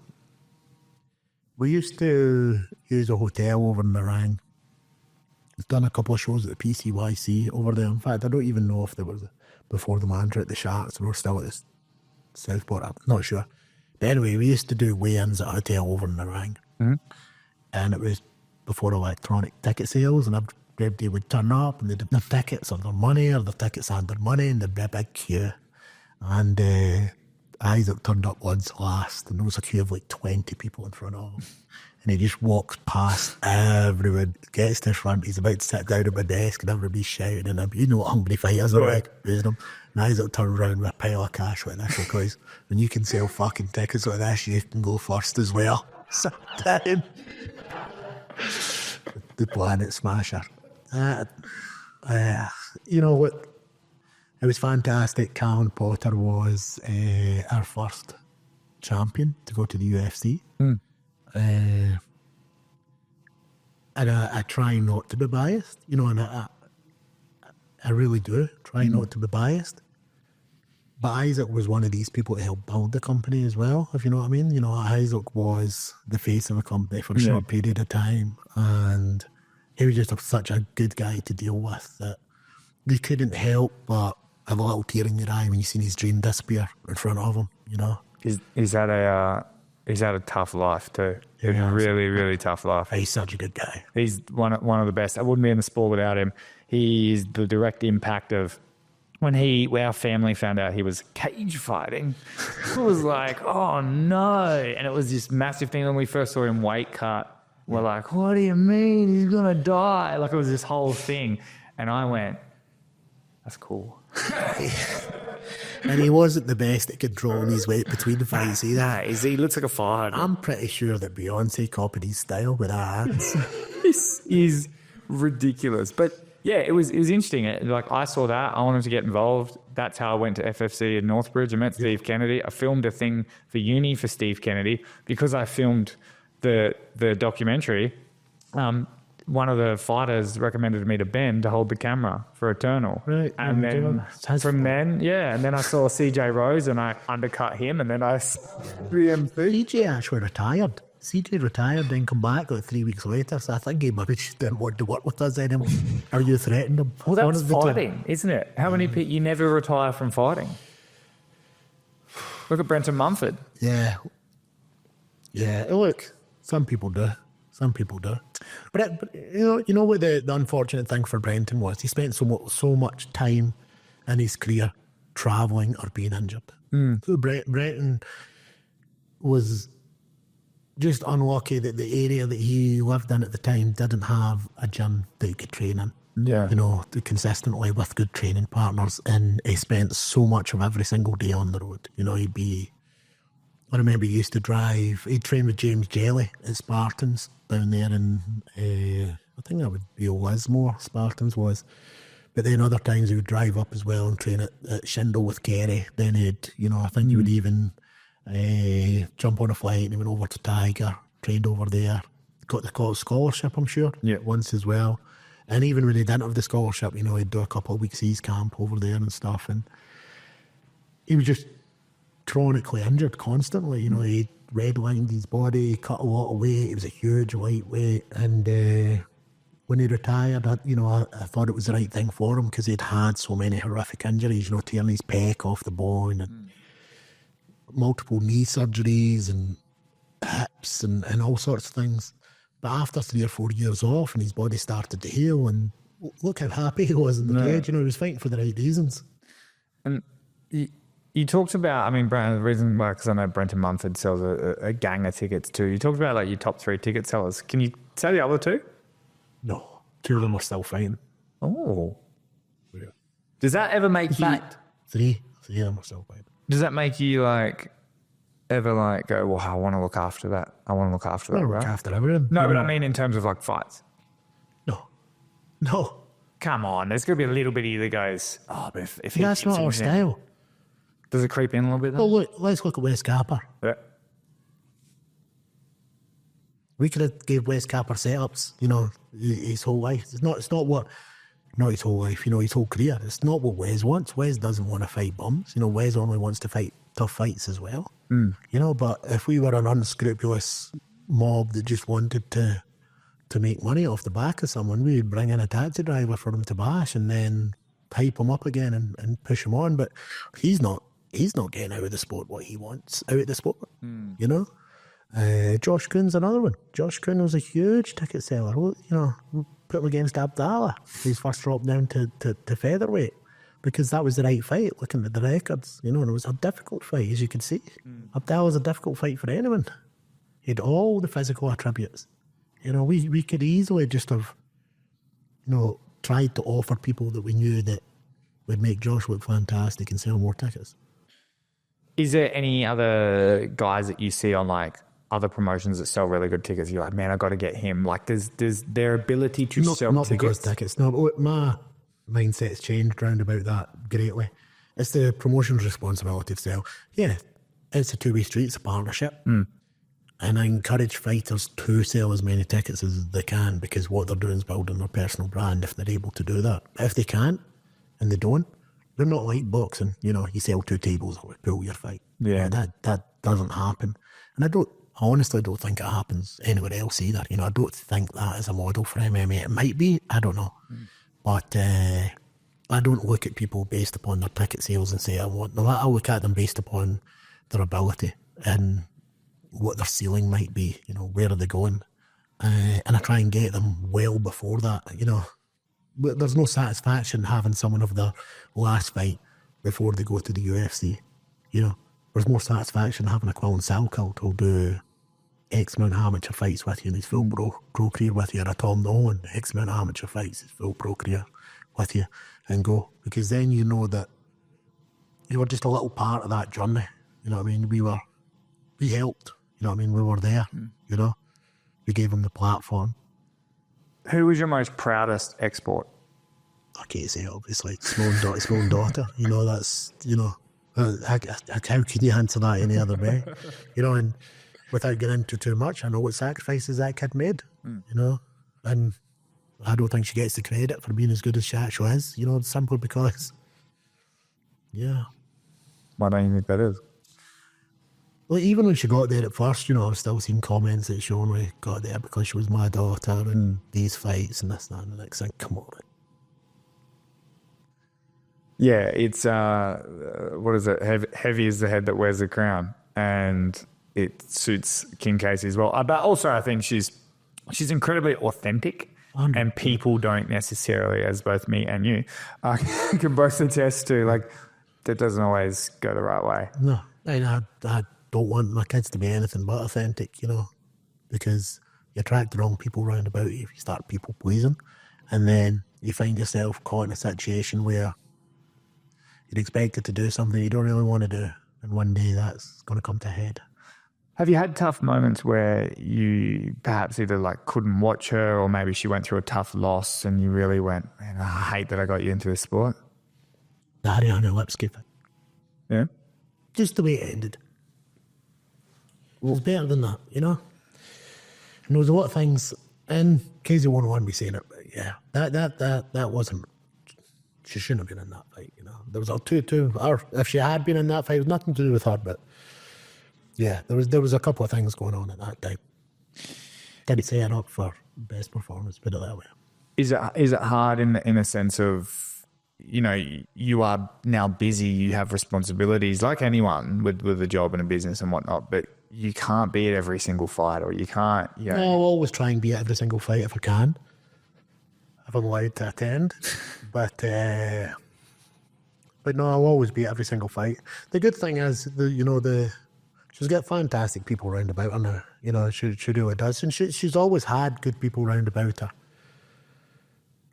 It's just sometimes your groove just doesn't fit in with somebody else, if you know what I mean. You're kind of, you know what I mean,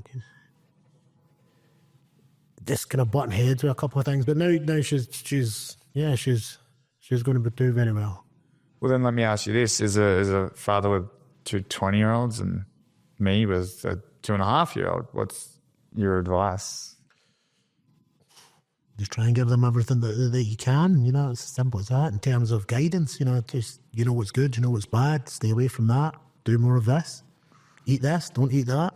You ever made any mistakes you really regret? Where you're like, man, I missed that dance recital because I was giving out tickets. That's just society these days, you know,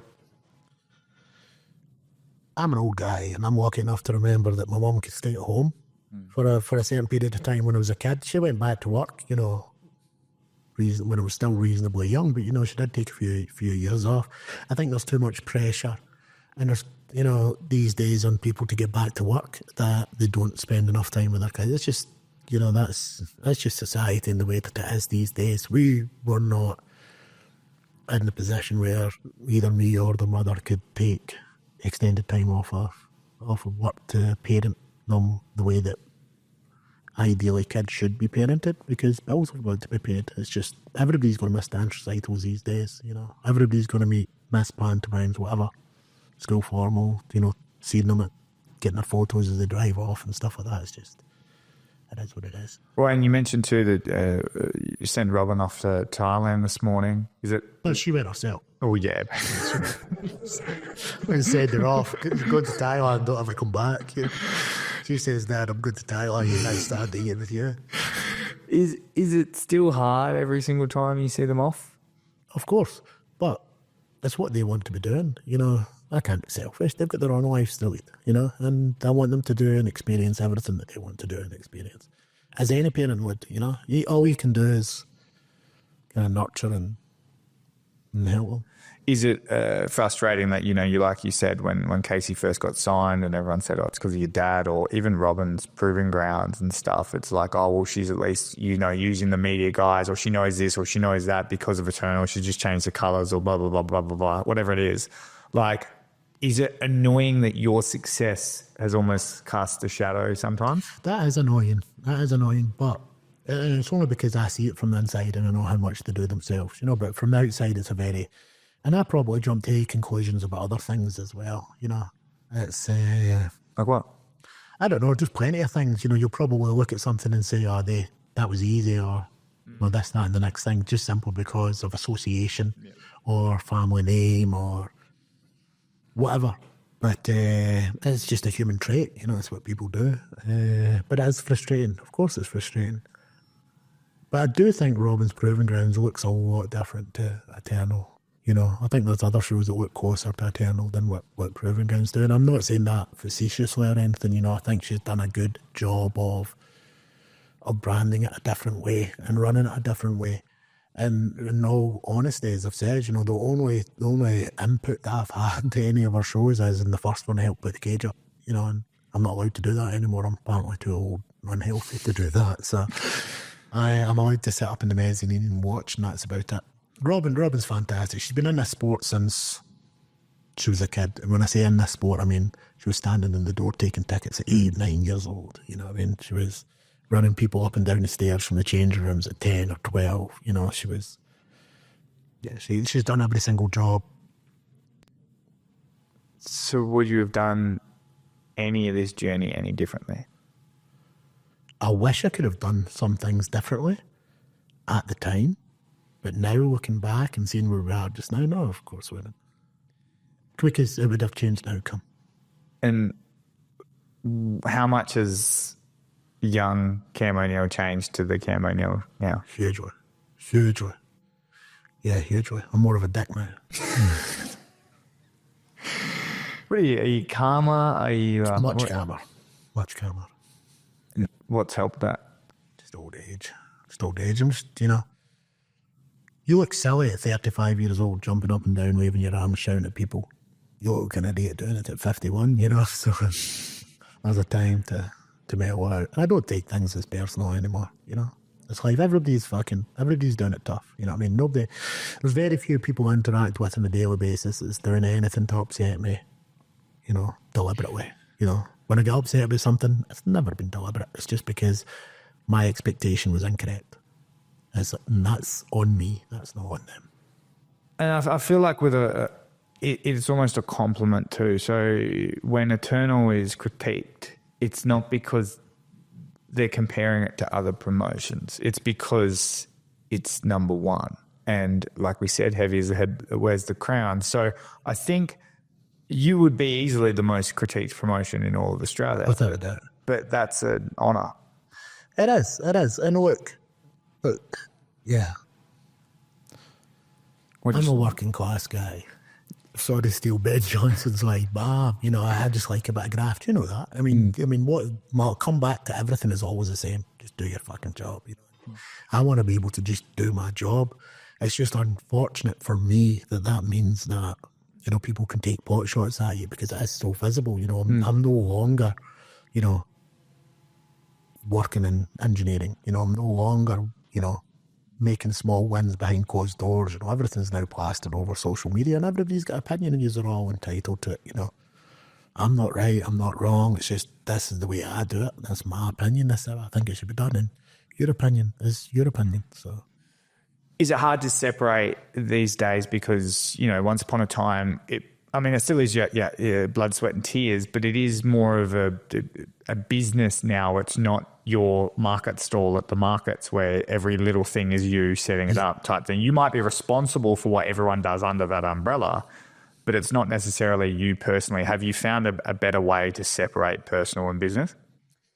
The issue I have is I've got such high standards and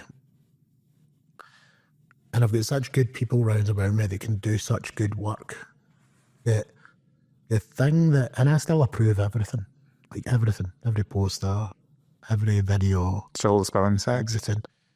And I don't even know where to start with that because there was another one at the weekend and that is my fault.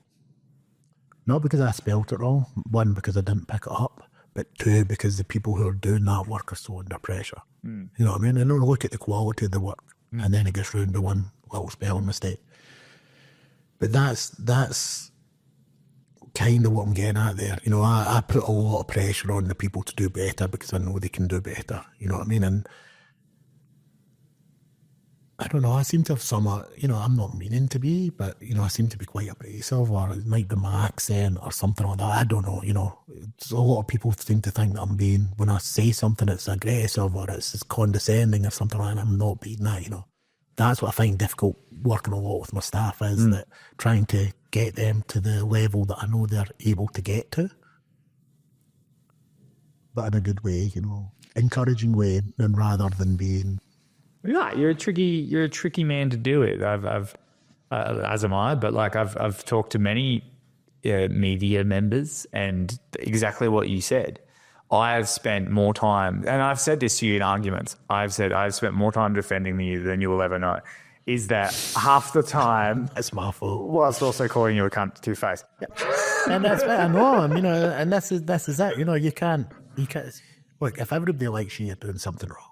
Exactly. Somebody's well, they say, so everyone likes you, no one likes you. Like, it's the same sort of thing. But yeah, like media members and stuff, because exactly, it's not. And at the end of the day, as close as we try to make MMA to basketball and football and cricket, it's just never going to be that, because at the end of the day, people are getting punched in the head. Yeah, look, and I don't think that's the reason. I think the reason is team sports are different because they've got an identity, and the identity is the town. And historically, and I know this from growing up in a very poor town in Scotland, the only thing that people had was the town's football team. That was the highlight of the week for everybody. Was even though I was the team I supported. But anyway, the majority of people in the team I supported was 20 minutes up the road, so it wasn't as if it was a million miles away. But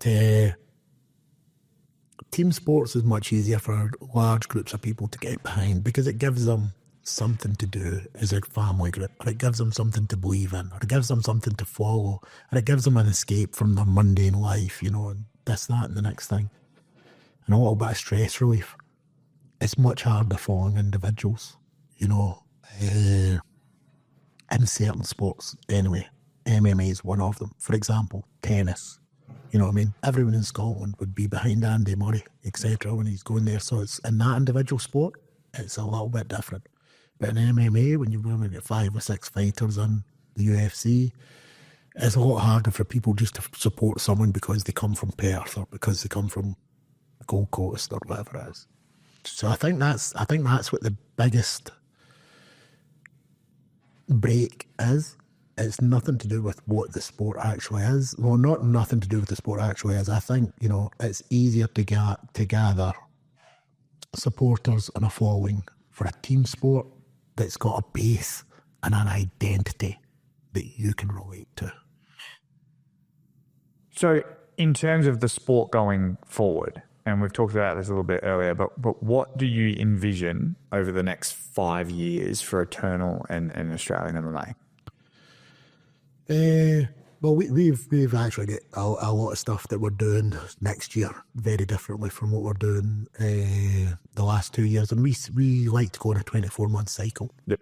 We try and do everything in a 24-month cycle. Our goal is every 24 months that we'll double our revenue, and that's what we'll look to do. We look to... Has that been happening? Yes. Yep. We look to put in place certain things and do certain things that will double our revenue. But the things that we add obviously have got costs associated with them as well. We've got a percentile GP that we'll look to hit at the end of every single year, and it's not huge. It's single digits, and we haven't hit it. I haven't hit it in about 4 years, in terms of GP anyway. But the revenue is doubling the way that we want it to, and what that's allowing us to do is the extra events, the extra media, etc. Now, I saw that the Sydney card was announced, and it said the Australian MMA Featherweight Championship. Yep. Is there anything in that? No, we've always, called it Australian Championships. There's actually, it's funny bringing that up. There's actually a very, advanced discussion into changing to world titles. The original, like the title that... Yeah, because there's no point in having 2 tiers. Why would you? Well, especially when 2 Japanese guys are on it now. Exactly, and an Irish. Yeah, it's got the interim title as well. In fact, I just want to check something. I might be able to break something. life inside the head of Cam O'Neill? Or they'll say, yeah, you're okay to say it, and then you'll say it, and they'll go, actually, secondly, don't. Yeah, no, so I've got like 300 messages. Yeah, none of them are the one, because I actually made a text in my way and see if it was something I could talk about. Was it that you got Lockie Stitt booked? No, it's not that. It wasn't that. It was something else round about Stephen Costello. We are trying to match him just now in a fight, and we're just waiting a yes and a no either side from that. In terms of fighters and whatnot, I feel like it's never been more exciting in terms of characters, and not just Eternal, but Australian MMA in general. Like even having, like the other day, just for example, Don Marfan jumping on and just mentioning Luke Daly, it just went off. Who good is it? I love it. And it's like, we need more. It's great. Because it gets people talking. Well, that's what we do. What was your engagement in that? Oh, it was ridiculous in terms of like views and the trickle down effect is shares, comments. Yeah, it's I could find the actual numbers, but I've got what about the impressions? 1.2 billion. But that stuff alone, numbers are great with what I do, and I know you would have this as well. If you ask anyone about media, like my name gets mentioned, right, and stories get mentioned from I heard he said that thing on your thing. Like, it's always like, I heard that interview and it's Chinese whispers and it gets all the way through, and that's what I care about. I can spin numbers just like you can. Any number you go, I can go to an advertiser and find a number that'll get me a sponsorship.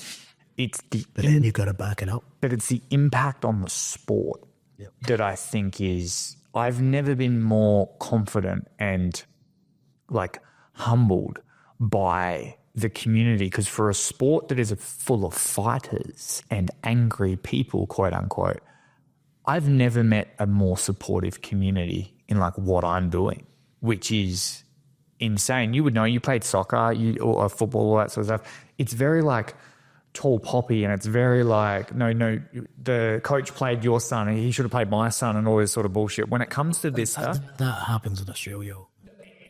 Played at a very high level in the UK. I never once did that type of thing get benched to come to Australia, and oh my God, some of the carry on in the sidelines at football here is unbelievable. But it is. It's impact on the sport, and the fact that people, when you ask a fighter after they finish a fight and they want to talk to you, they want to tell their story. And at the end of the day, that's all I do. I've been called a journalist. That's a very insulting term to me. That's more to do with the actual profession. You know, that you were doing before them. Just to tick that box. Yeah, like a wheelie. And that's a qualification. And I've always said the mainstream media stuff has helped me, get respect from the community, but it's also helped the other people. There are bosses of like big radio station that I'm connected with that had no idea about MMA. And sure, I haven't turned them onto the sport, but we talk about impressions. Yep. They've scrolled past it and they see it.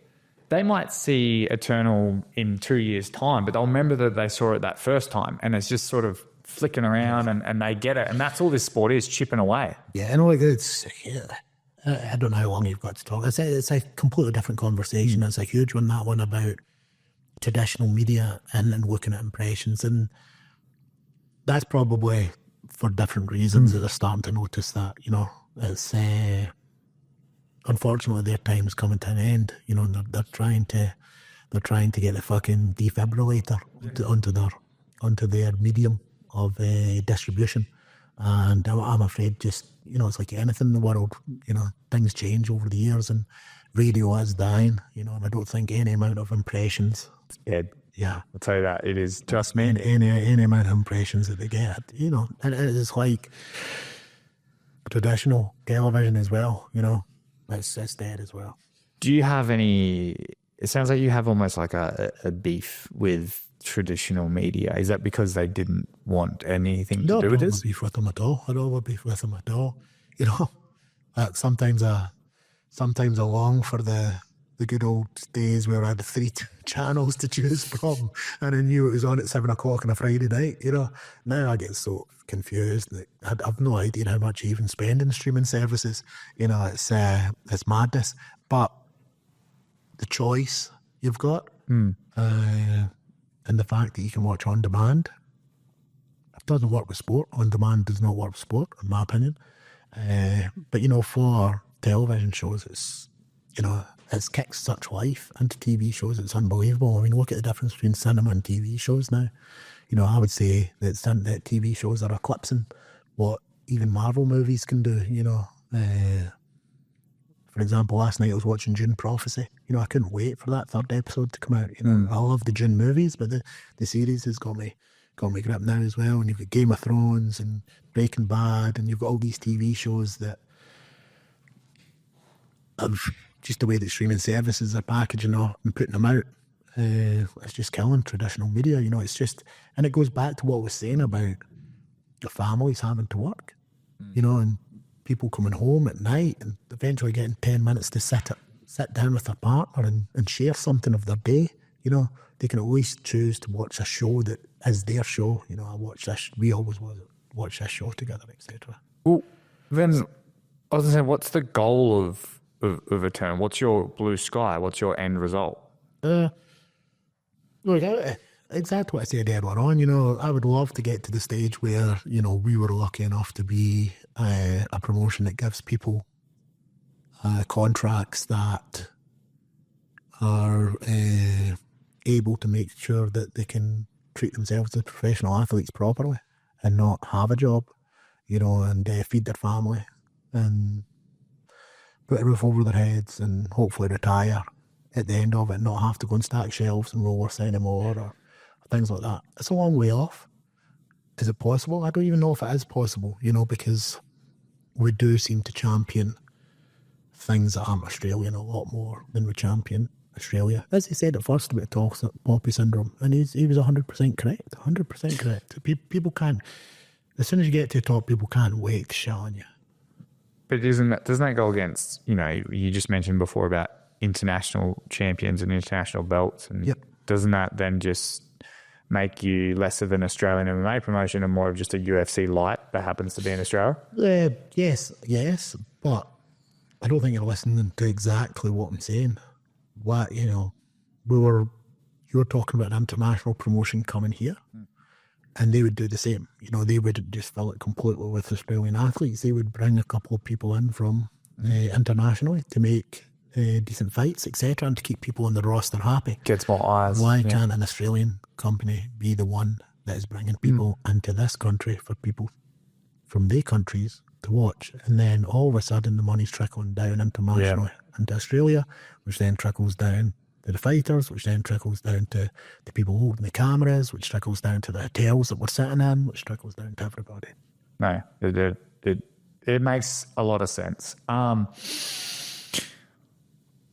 In terms of Eternal MMA, because I do kind of want to have to wrap this up soon, because you are, like you said, when we planned to do this, you were going to be able to be a little bit more free. We're now in a situation I've where said a lot of stuff that I actually want to. No, that's fine. But there's a lot of stuff that you're in the midst of some deals, but obviously I'm already here, so therefore we decided to do this, and there's still a lot of good stuff in here. But we will have another chat in another time. We will have the opportunity to go a little bit deeper, but that's why I wanted people to know your story. That's why I've not talked about too many fights or anything like that. It's people want to get to know you. They want to humanize you. They want to take you away from the machine. You want to know someone's story.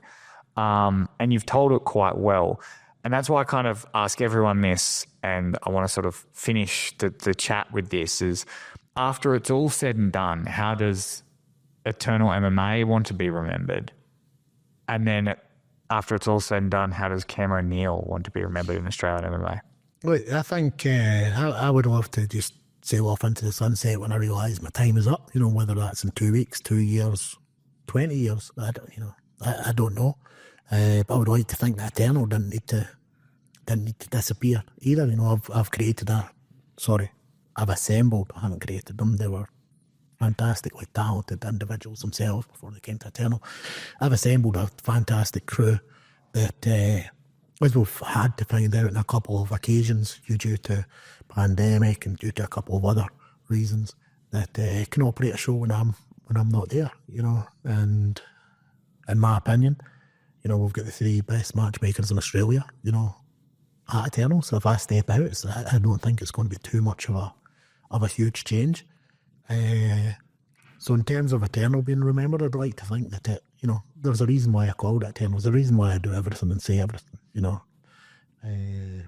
So I'd like to think that somebody would like to take it on. You know, there's been a couple of people recently that have made substantial offers to take it and take it on, but I just didn't think they were the right people. And I still love doing this. You know, I think I've got another 10 years in me, at least. But would I like to be made? I don't really care, you know. I don't really care unless it's from somebody that I've directly impacted their life, whether, you know, I've helped them do something, you know, or I've gave them the platform. Because, you know, I'm not responsible for anything. I'm not responsible for anybody's success. I'm not responsible for anybody's failure. You know, I'm not responsible for anyone achieving their goals. You know, I've just been there to help. I've been the guy that's organised it, admin, you know, that type. Basically, I'm an admin guy. You know, that's basically what I am. Well, Cam ONeill, just personally for me, thank you for giving me my opportunity and letting me spread my wings and get the confidence to then be a thorn in your side. So it has been an immense pleasure to be entered into this sport with the help of you, and then to be pushed, because if you didn't put me in this situation that lit a fire in me, and you know what that situation was, and we'll keep it between us, but I wouldn't be here. It wouldn't have pushed me. Now I don't live off that fire anymore. I live off the positivity and the love of the sport. But if it wasn't there, I wouldn't be doing this. So thank you for being you and being authentic, and whether you're loved or hated, you are an integral part of the sport and my life. So thank you. No, look, Mitch, it's been a pleasure meeting you originally. It was then a pleasure having you involved, and it's fantastic to see what you've developed into as a human and as a content creator. I won't call you a journalist anymore. And as a content creator, you know, I'd like to be able to say that I can call you a friend, but yeah, look, I feel, you know, I'm going to apologise. I actually have been a little bit off today, to tell you the truth. I haven't slept much the last couple of nights with the show and a couple of things that are going on. And obviously been very cagey about talking round about a couple of things. But look, we need more of this. I think this weekend was a huge step forward, you know, for Australian MMA. You know, we had 2 shows over the 2 nights. And the fact that you, Joe, and Ben and Bradford were all on site, you know, and reporting from them, to tell these guys stories, you know what I mean? Nothing to do with the show, to tell these guys stories that you were watching, and to be able to sit them down and showcase them to the world, you know. I just put them out there and people see them fighting, but you guys sit and ask them questions and they get to put their personality out there. It's been a great weekend, and I'm really glad we got to sit down. And yeah, it's unfortunate that I didn't get to open up exactly the way that I wanted to. I apologise if I've been a little bit down today, but there you go. No, it's been great. Thank you. All good, thank you. Good stuff. PRP Global and Vex have joined forces, so keep an eye out. Launching mid-November, they've got a new Vex website and new MMA fightwear range releasing shortly. Vex, designed for combat and worn by the best in Australia.